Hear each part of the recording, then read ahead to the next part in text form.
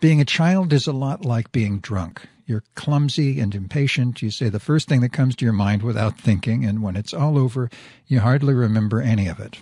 I spent a great deal of my childhood in the outskirts of Los Angeles with my grandparents, Fred and Flora. They'd been married for 50 years. Whenever anyone asked how they stayed together for so long, Flora always said, well, we've never been afraid to say those 3 magic words, sour mash whiskey. Yes, they were the nicest pair of functional alcoholics you'd ever want to meet. Fred could drink a quart of bourbon, then do 40 push-ups. As the years progressed, he stopped doing the push-up part of the trick. It's hard on the floorboards, he told me. Besides, nobody likes a show-off. But Flora could drink her worse half under the table. And I know because I used to watch the two play Monopoly with a bottle of Jim Beam. Every time one of them landed on Boardwalk or Park Place, they had to take a shot of whiskey. Every time they landed on a railroad or a utility, they had to take a shot as well. Pass go, collect $200, take a shot. After an hour or so, the object of the game seemed to be throwing the dice without missing the table. Strangely, this lifestyle rarely affected their performance as my guardians. For heavy drinkers, they were fairly responsible people.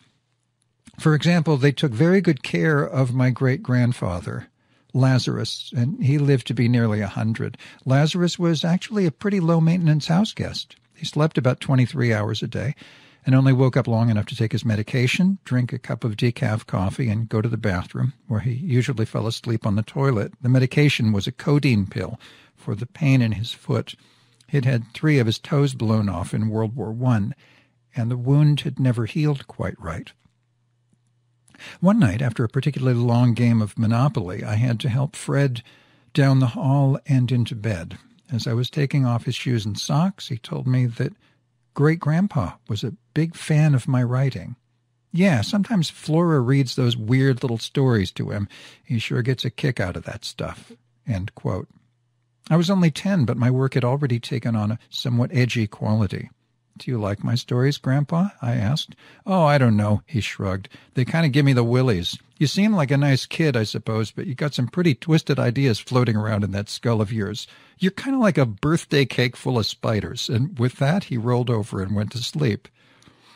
I walked into the kitchen where Flora was cutting up a pan of brownies.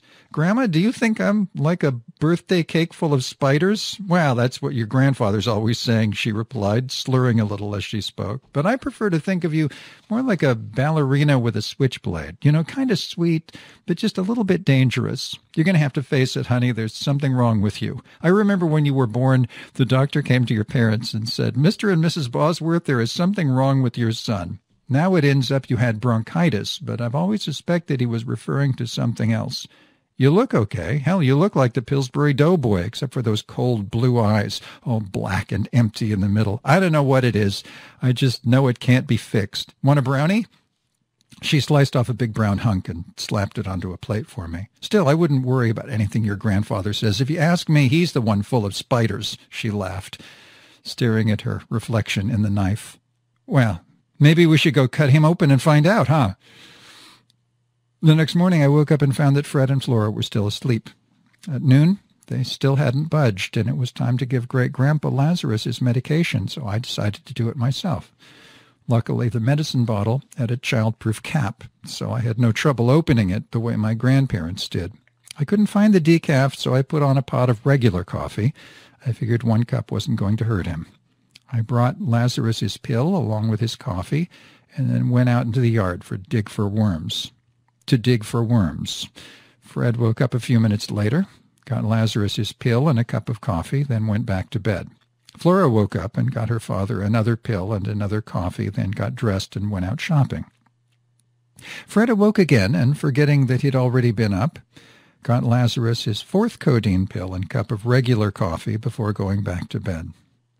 Out in the yard, I'd uncovered a nightcrawler that must have been 5 inches long, and it was soon to have its thunder stolen by the sight of my great-grandfather standing on the front porch in a hospital gown and his World War I helmet. The old man stretched his long, bony arms into the sunlight and took a deep breath.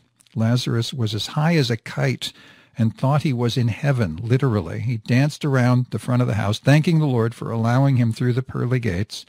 I ran up onto the porch and swung the door open. "Get back inside," I hissed. "If Grandma sees you like this, she'll kill us both." You sweet little angel, the ancient warrior replied with a kiss to my forehead. She can't hurt us now. We're already dead. An ice cream truck passed by. Lazarus went running after it, waving and shouting. The truck pulled over. A group of children gathered around the old man in his flowing robes, and he bought them all ice cream. Give her a fudge-sickle, Lazarus announced. He wants a drumstick. These two want 50-50 bars. When it came time to pay for all this, Great-Grandpa bent down, scooped up some rocks from the neighbor's front yard, and handed them to the ice cream vendor.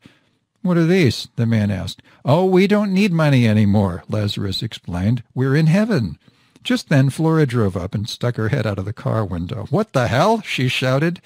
Grandma paid for the ice cream, and we headed back to the house.